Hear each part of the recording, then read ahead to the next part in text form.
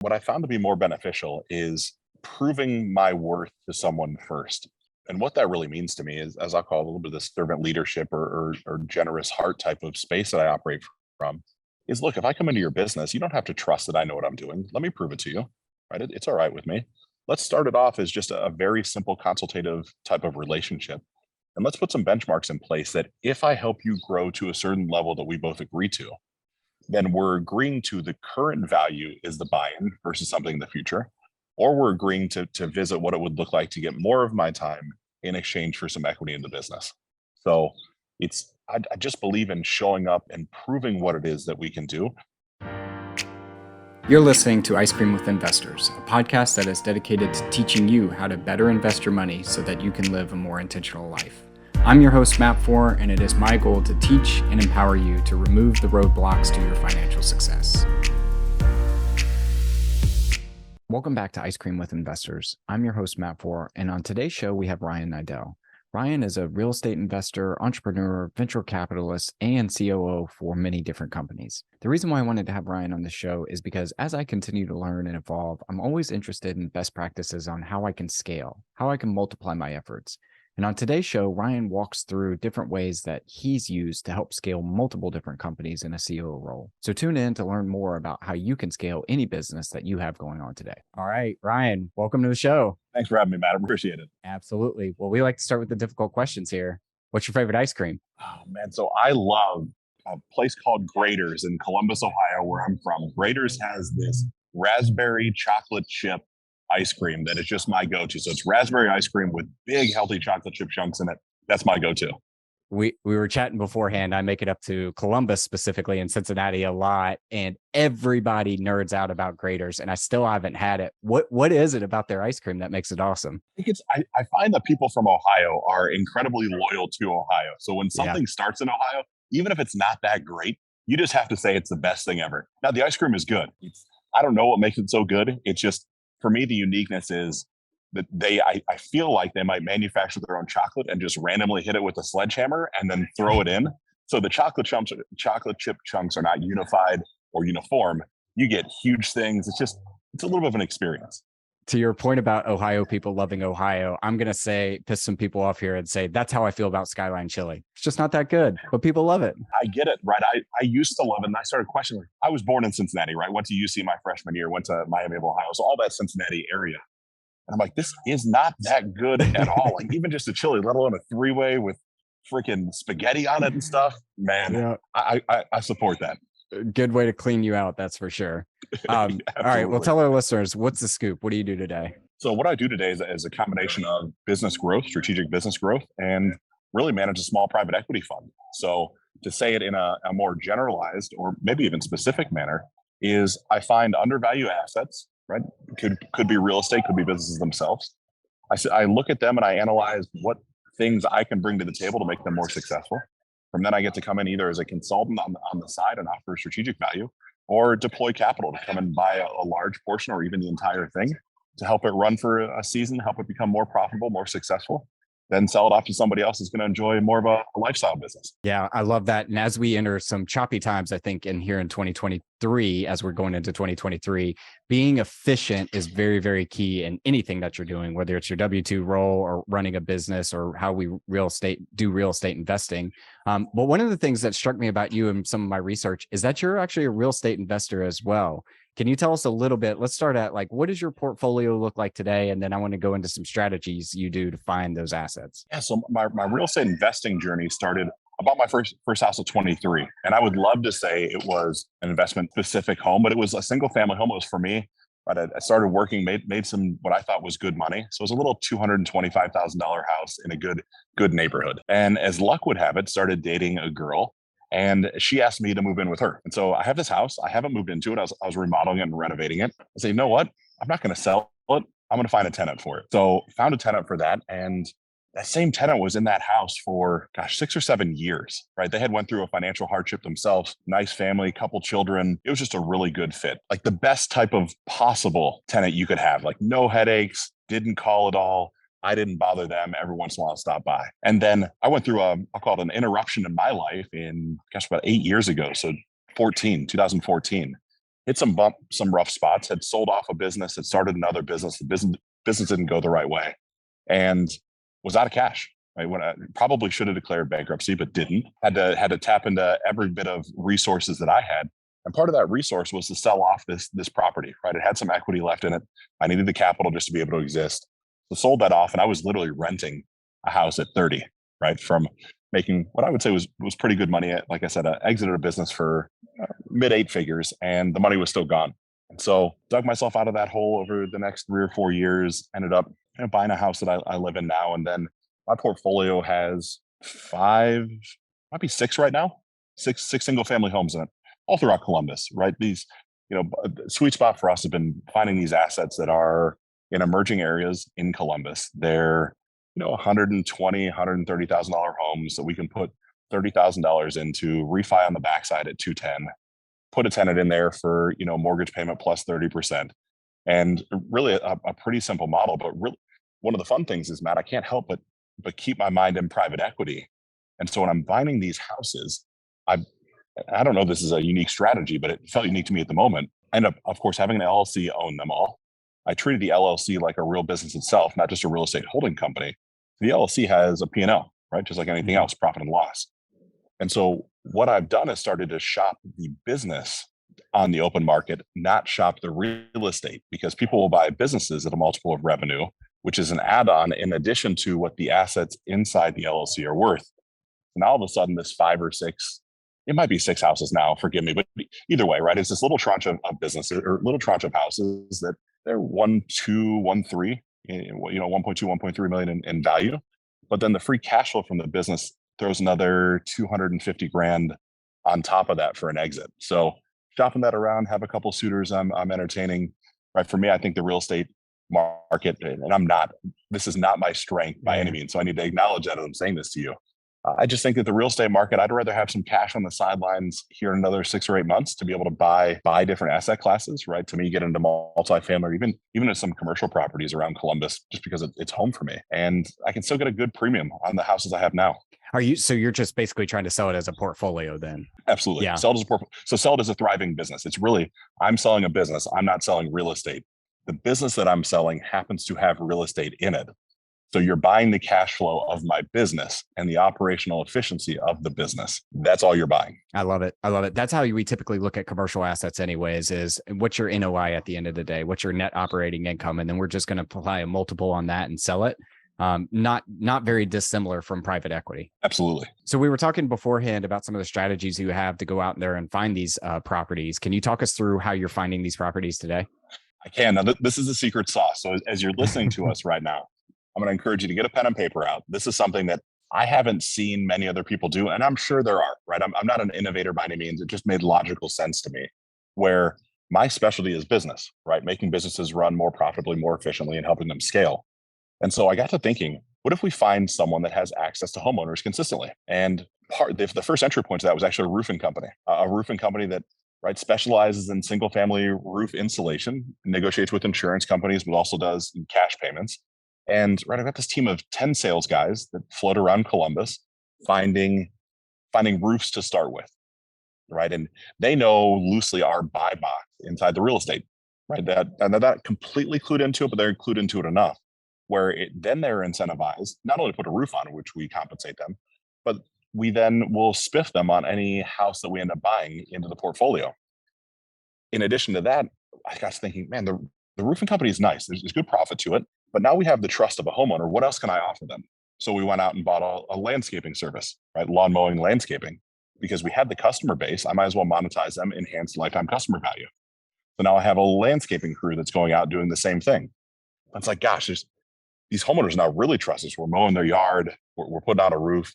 So there's a renovation and rehab company, really construction company, that now supports not only the homeowners, but also helps us find real estate.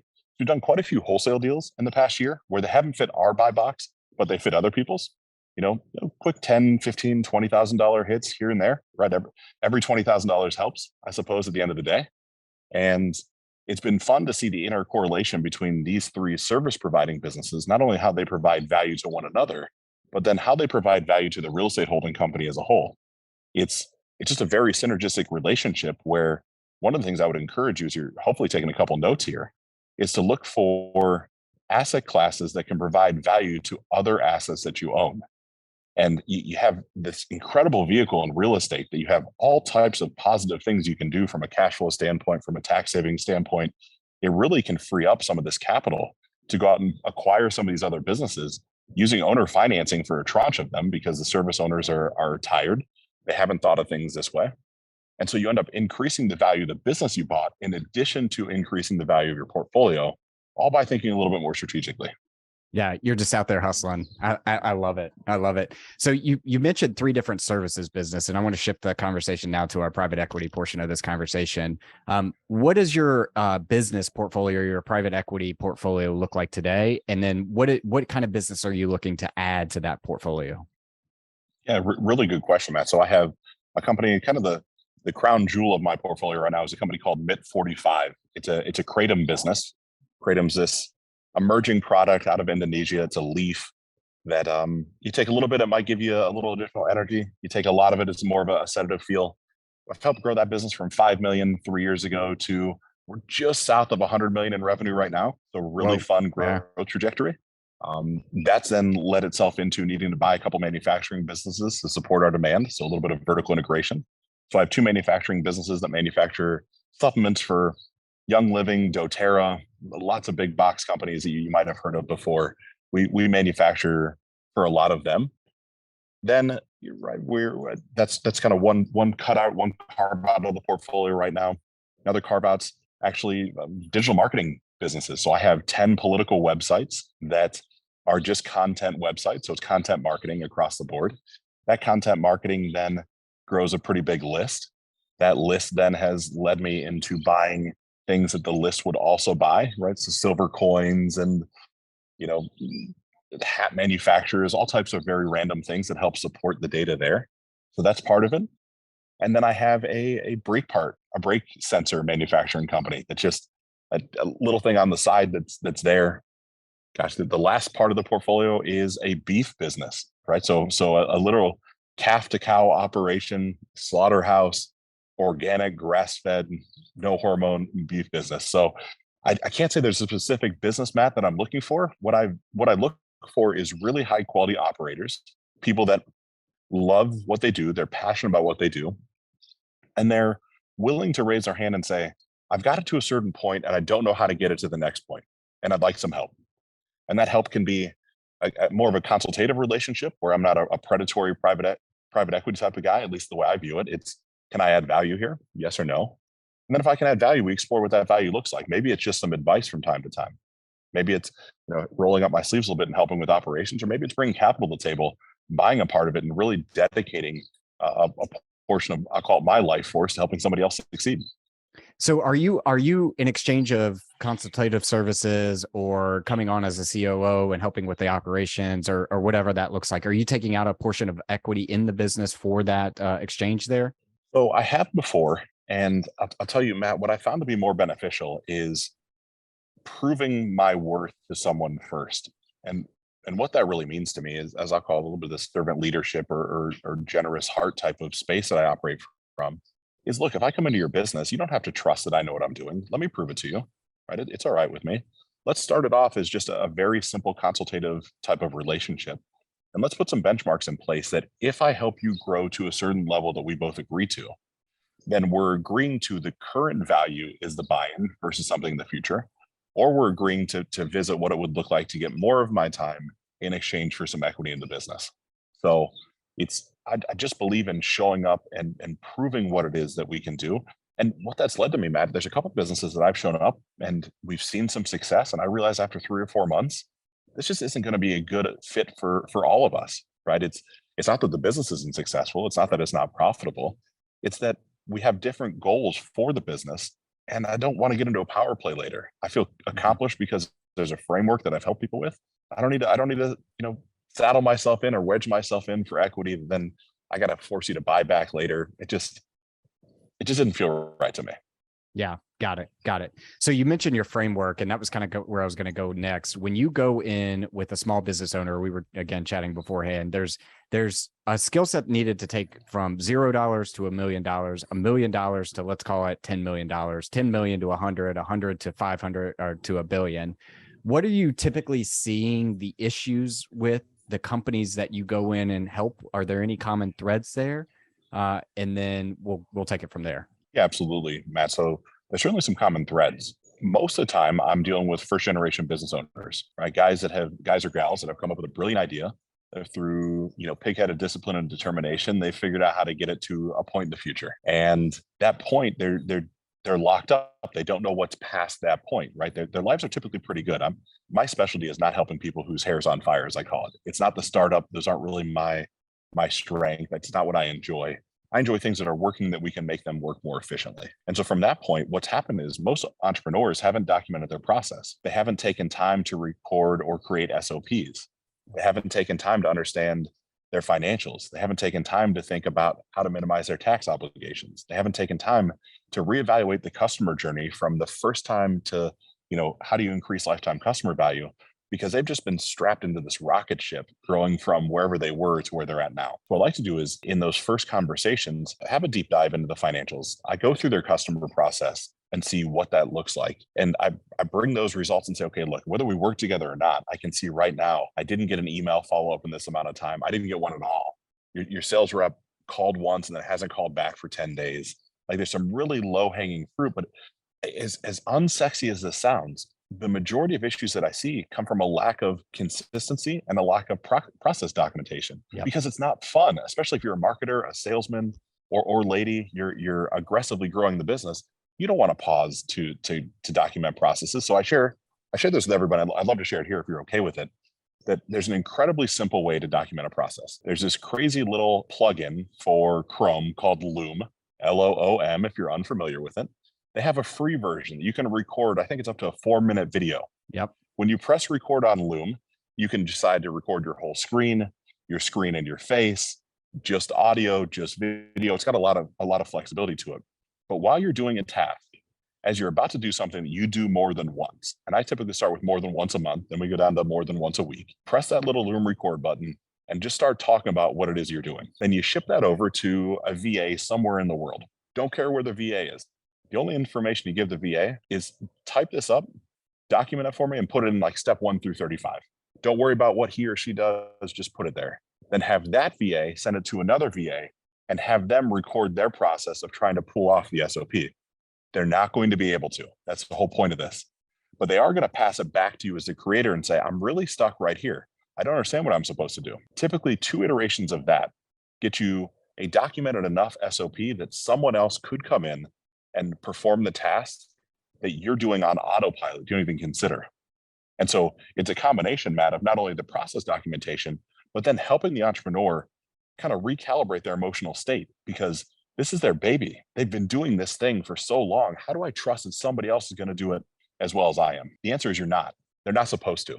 Most tasks inside the business can run at 80% of the efficiency of the founder and be just as successful. That extra 20%. Let's take something very mundane like paying bills. We got to pay bills, right? Accounts payable are part of every business across the board. Well, you might have a very specific way to do it. If you can document how you pay bills, if they're only 80% as good as you, but they follow the process and they keep your books at least in the same alignment you've got them in now, it's fine.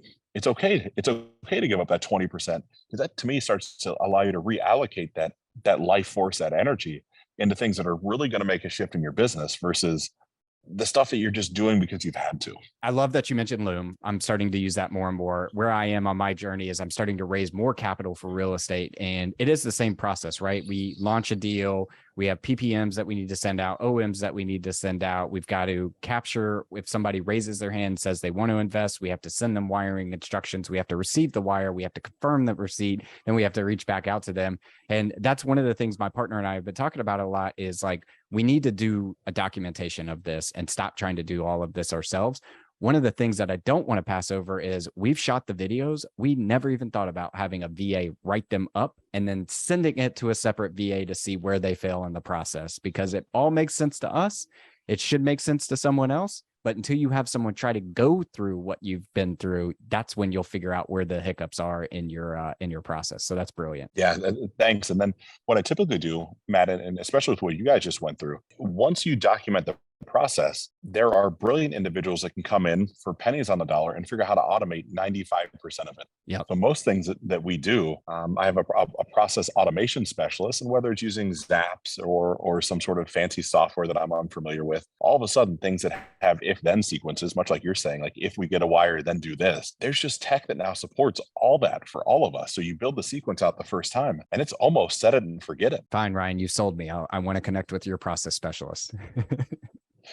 I will connect you offline only because I don't want the tens of thousands, hundreds of thousands of listeners to also bombard her. But I will introduce you to her. She is truly incredible. That's awesome. That's awesome. Well, I know that you also have a podcast that's about to launch as well called Rethinking Business. And it's really about how do we rethink every part of the business journey. Can you tell us a little bit about who's the podcast for? What do you plan to accomplish with it? And let's go from there. Yeah, Matt. So the podcast itself, Rethinking Business, is just, I'll call it the practical and tactical lessons that I've learned from exiting a handful of businesses, raising 150 million for my private equity fund, right? Growing some businesses. And these lessons end up being the conversation that every new level of the business requires you to pause and stop and rethink. And right, that's everything from originally, you have your market message match. It's kind of how most businesses start is, okay, I think I have a product. Will somebody care about it? How does that look? Where does it fit? All the way into, the most recent hurdle for me is that $50 to $100 million hurdle, where now I have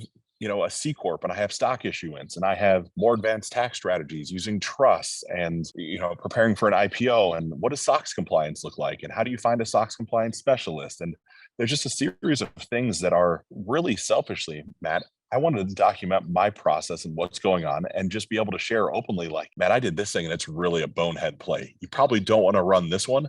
Let me share with you the 2 or 3 other things that I've done. So the ideal listener for it is probably has already started a business, right? They're an early stage entrepreneur all the way up into, you're going to find a lot of value in that $5 million a year business or higher, right?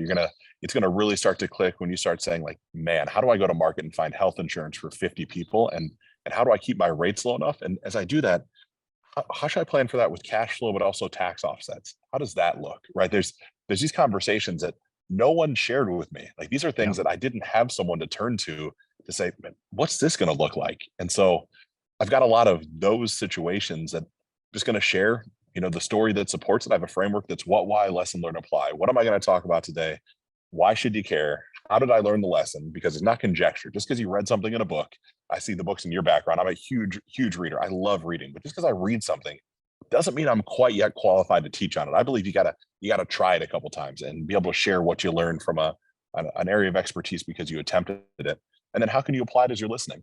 So the episodes, Matt, are 15, no more than 20 minutes. They're bite size. I want you to be able to consume them on the way to the office or the gym or wherever you're at. Probably press, 2 times speed and be done with it in 10 minutes, grab the value and then call it a day.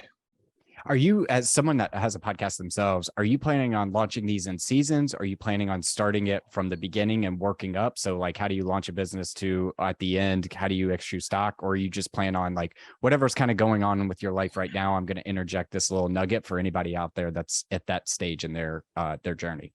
Yeah, it's going to be the latter. I'm still going to launch it in seasons. So I have another podcast that's 15 Minutes to Freedom. And I launched that in 2018.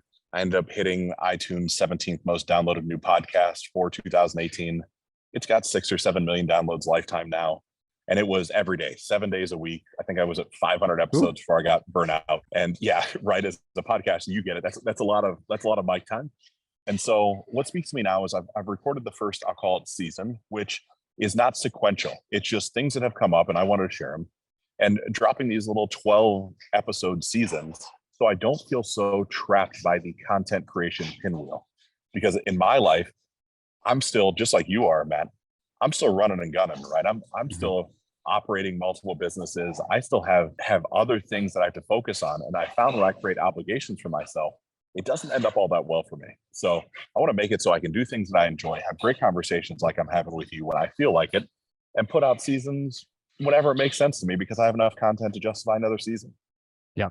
Yep. Love it. Love it. I'm always interested in how other people kind of run their podcast too, because I'm seeing like the season, it doesn't necessarily need to be a journey, but seasons really help people kind of digest it, go back, take it home, apply it, and now get ready for the next season. So that's awesome. Thank you. Ryan, you're in sunny Arizona today, so I want to be cognizant of your time and just shift this now to the last round. We're calling this the 5 toppings. Our first one is, what is your favorite book, or what is a book you've read recently that's given you a paradigm shift? Yeah. So The Hard Thing About Hard Things by Ben Horowitz has been a fascinating shift. It came to me just at the right time, much like your bookshelf. I bought it when it first came out. I didn't read it until maybe 2 weeks ago. And it was just the right messages at the right time for where I'm at inside of Mid 45. So really impactful book. Highly recommend it. The audio version I've listened to while I'm at the gym as well. I like to double dip and read and listen. Both are great. Highly recommend the book. Awesome. Our second one is, I believe that the person you become 10 years from now is directly correlated to the habits that you have and the things you do every day. What are some of the habits that you have? Yeah, boy. My life is a perpetual habit, I feel like. So I live through this thing called the Core Four that Garrett J. White introduced me to, and this group called Wake Up Warrior. And what that basically is it's a gamification to life. And you get 4 points every day. Each of these 8 things are worth half a point. So first thing is drink a green smoothie. Do something right that healthily cleanses the body. Then to sweat, that's another half a point. Meditate is a half a point. Journaling is a half a point. Sending a note of appreciation to a loved one is a half a point. Sending a note of appreciation to a friend is a half a point. Reading is a half a point, and then sharing what you read is a half a point. So I've hit all of those, just about all of those. I'm not going to claim to be perfect, but that's been my structure for the past 3 or 4 years is certainly doing those every day. And really the most impactful one for me in this season is being able to be peaceful. And I think meditation is this unique thing that gets a bad rap. For me, meditation is when we hang up, I'm going to sit here in 2 or 3 minutes in silence, in gratitude for just spending time with you. And that to me is a meditation, that moment. That to me is just being presently aware of the moment and the gifts that are in front of us. So I think those sort of things for me, I'll remove the word think, have completely changed the leverage that I can put on myself, because I feel his term is do the Core Four before you hit the door so you're ready to go to war. Because when you leave your house, the world's coming at you. And I'll tell you, I don't ascribe to that quite so much, but I do feel that when I do that before I leave the house, I just feel more productive. I feel more powerful. I feel more certain. I feel more calm. So those things before 8 a.m., before I walk out the door, almost without fail. That's it. And I think to your point around meditating, for me, that's a habit I adopted in 2020 and have continued to adopt it over the past several years. And it's so hard to sit there and just control your mind, especially with somebody like you that's doing so many different things. But if you can master your mind, you will get so much more clarity. And I feel like energy because of it as well. Absolutely. Our third one is, what's the best piece of advice you've ever received? You're capable of way more than you give yourself credit for. Yes. Right. So I work with a gentleman named William Lamb, who owns a company called Upgrade, UPGRD, and it's a mental reprogramming. And it literally gets into the fact of what goes on in your mind. The theater of what's playing in your mind is a preview of coming attractions in reality. And so it's like, hold on. A perfect example. I don't want to take too much time on this, but I'm here in Scottsdale, here in Phoenix, and I'm at the gym this morning. Of course, right? It's part of how I live. And I walk outside and I see a black Rolls-Royce Cullinan, right? The SUV. I'm like, man, how great is that? How awesome is that? And then I look over the other side and there's a white Rolls-Royce Ghost. I'm like, man, this is crazy. Then I'm driving back to the hotel and I see a Wraith, right? The 2-door Rolls-Royce. I'm like, you know what? I think I want to have all 3 at the same time. How great would that be to walk outside and get to choose which one of the 3? And then an old program in me would have said, man, you don't deserve that, or oh, that's gluttonous. You don't need that. None of that matters. I'm capable of it. I know that if I want that enough and I can see it in my mind, I can lead the path to pull it off. Yeah. Yeah. I love it. Our fourth one is, what's the thing that you're most proud of in your life? Oh man, that's a tough one, man. I don't give myself credit for much that I do. So I'll say, because you put me on the spot, what I'm most proud of is I was flat broke at 30, right? Like I said, rental properties ended up in foreclosure that I had, got them out, was able to sell them and get the money out of them.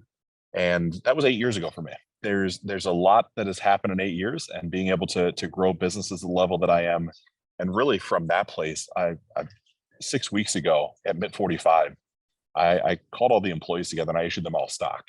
And so they're now all owners in this company that our current valuation is pushing towards $500 million, and seeing like I'm going to change their lives forever. Like, and just incredibly proud to go from really driving this old Cadillac sedan to Ville selling suits because I needed a way to make money to being in front of 100 coworkers and being able to offer them stock in an 8-year period.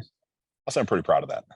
Yeah, I think the common theme of that answer is always, I faced a challenge and overcame it. And based off of the little time we spent here, it sounds like you've been able to overcome it in a big way, which is super, super humbling and inspiring. Yeah, thank you. Our last one is, if you could sit down and eat a bowl of ice cream with anyone, dead or alive, who would it be and why? Yeah, so for me, that is such a brilliant question. I go back and forth between, at this moment, Charlie Munger and Steven Schwartzman. And the reason for that is I'm fascinated with the way that they think. It's not so much of what they share. And I think in today's society, there's a lot of people telling us what to do and not a lot of people sharing how they think. And those two individuals are really sharp on sharing how to think, not what to think. Yeah. And for those of you that don't know, Charlie Munger is Warren Buffett's number 2. And I think even Warren would say he's kind of the brains behind the operations and helped expand Warren into seeing not only the small little companies that he could squeeze a penny out of, but the bigger picture of things. So great choices. Thank you. Ryan, fantastic conversation. If our listeners wanted to reach out to you and learn more about you or some of the things you've got going on, where is the best place we could point them? Yeah. So Matt, if they go to RyanNiddel.com, that's RyanNiddel.com, or oddly enough, on every social media platform possible, it's all the exact same. It's just Ryan Niddel. So any of those places, don't have something to sell, don't have something to hawk, just want to connect and add value to your life where I'm able to. Perfect. Ryan, thanks for being on the show. Yeah, thanks for having me, Matt. Thank you for listening to Ice Cream with Investors. If you like what we serve you here, it would mean the world to me if you would like, subscribe, and leave a review on your favorite podcast app.